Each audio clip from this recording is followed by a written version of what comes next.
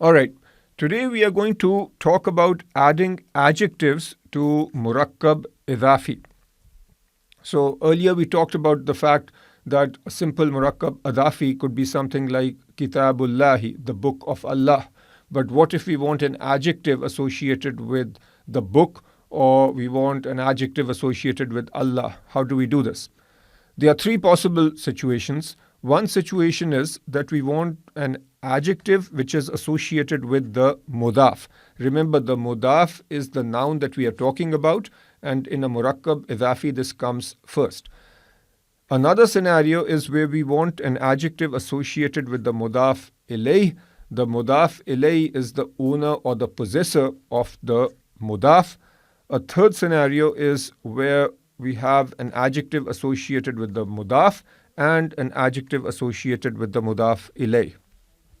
Let's take the first situation where we want an adjective associated with the Mudaf. There are two rules to remember here. The first is that the adjective will come after the Murakab Idafi, and the second rule is that the adjective must match the Mudaf in all four aspects. As a quick recap, those four aspects have to do with whether we have a common noun or proper noun. The next is gender, then we have number, and then the third is the case, which means rafa, nasab or jar. Here is an example. Waladul muallimati as-salihu. Now, notice this is the Murakab Idafi. Waladul muallimati, the son of the female teacher. You should recognize the rules associated with the Murakab Idafi. Notice that with waladu, we don't have al, we don't have any un, an or in, so no tanween. And then over here we have jar form for al muallimati. This means the son of the female teacher. Now, we have this adjective as-salihu. As-salihu is in rafa form, so it is not associated with al-muallimatu. Given that this is rafa and waladu is rafa, this is associated with waladu. So the translation here would be the teacher's pious son. And again, we know that as-salihu is connected with waladu and not al-muallimati because this is rafa. We also know that as-salihu is male and waladu is male. So that match also exists. Of all these, we have said that the gender matches, so male and male. The case matches because this is rafa and rafa. The number matches because this is singular and this is also singular. But you might wonder whether the common noun, proper noun is matching. As-salihu is clearly a proper noun. Waladu is also a proper noun because with Murakab Idafi, we are not allowed to put al and we are not allowed to put tanween. So whether this is a proper noun or common noun is not obvious just by looking at waladu. But if you remember our earlier lessons, this overall Murakab Idafi is a proper noun. We know that it's a proper noun based on this al-muallimati. If our mudaf ilay is a proper noun, then that means that the waladu is also a proper noun. Therefore, the adjective associated with waladu also needs to be a proper noun. All right. Next, associating an adjective with mudaf ilay. Here again we have two rules. The first rule is that the adjective comes after the Murakab Idafi. So that's the same as what we saw earlier. And the second rule is that the adjective matches the Mudaf Ilaihi in all four aspects. So in a sense, these rules are similar to what we saw earlier. The first rule is exactly the same. The second rule is that our adjective matches the Mudaf Ilaihi, which makes sense. Earlier we said that if we have an adjective associated with the Mudaf, then it needs to match the Mudaf. Here we are talking about the Mudaf Ilaihi, which is the second term. And in this case, the adjective should match the Mudaf Ilaihi. So if we have this statement, Waladul Muallimati As-Salihati. Now here notice that the Murakkab Idafi is the same. We have the son of the female teacher, but the adjective is As-Salihati. So this is in jar form, and also this is feminine, it is singular, and it is proper. Al-Muallimati is jar. Al-Muallimati obviously is feminine, it is singular, and it is a proper noun. So notice As-Salihati matches the Mudaf Ilaihi in all four situations or in all four aspects. Therefore, we know that As-Salihati is associated with the teacher and not with the son.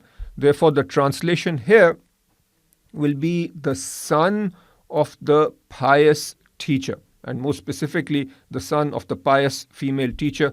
The female is built into this word. Now, I want you to do this exercise. The first two I've already discussed, but I want to see if you can come up with this on your own. So write the answers and then you can look back and figure out whether this is right or not. With these ones over here, number 3 and 4, I just want to give you a hint. Notice that here we have Salihun and Salihatun, and the hint is that these are both sentences. So you need to come up with a translation and remember that these are sentences, whereas 1 and 2 are compounds. So they are not complete sentences.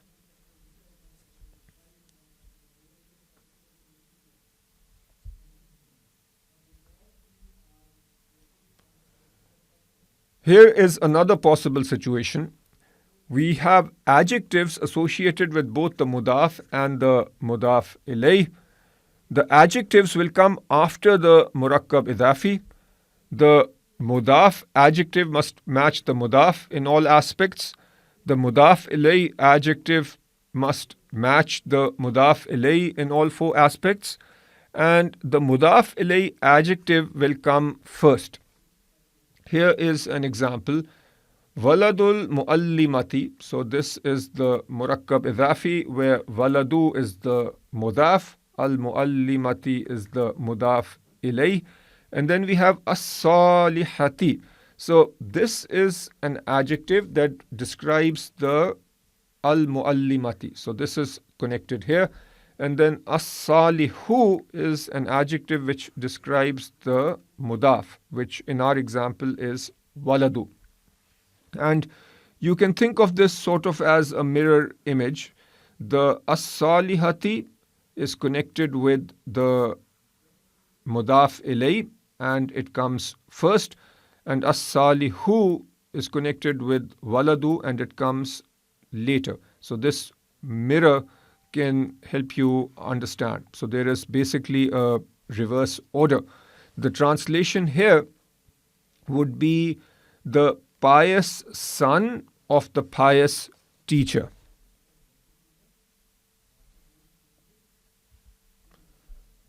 Now, I want you to do these translations.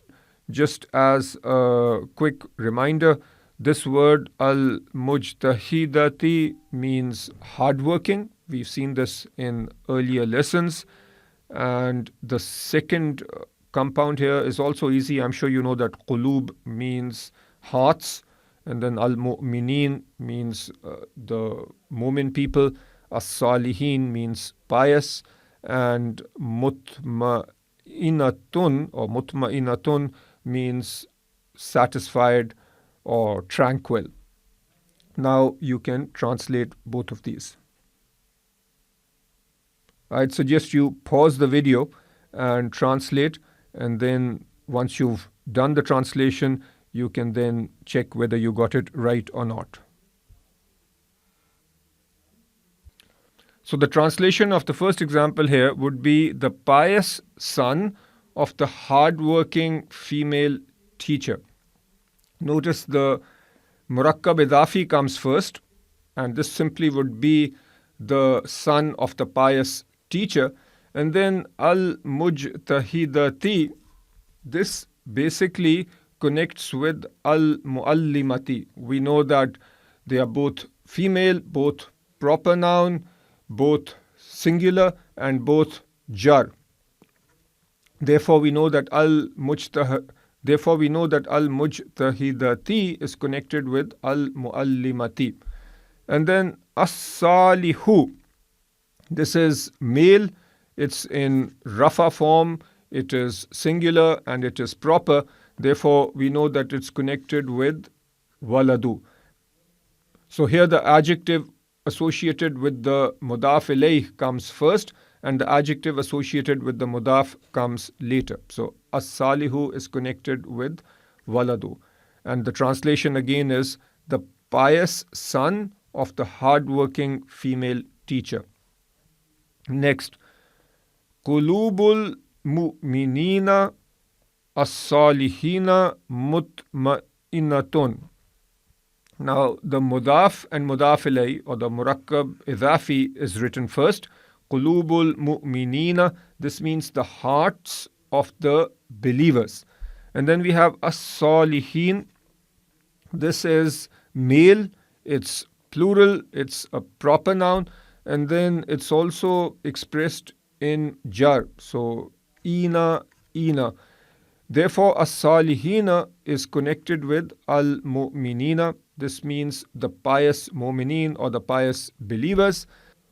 Now here, we need to be careful about mutma'innatun.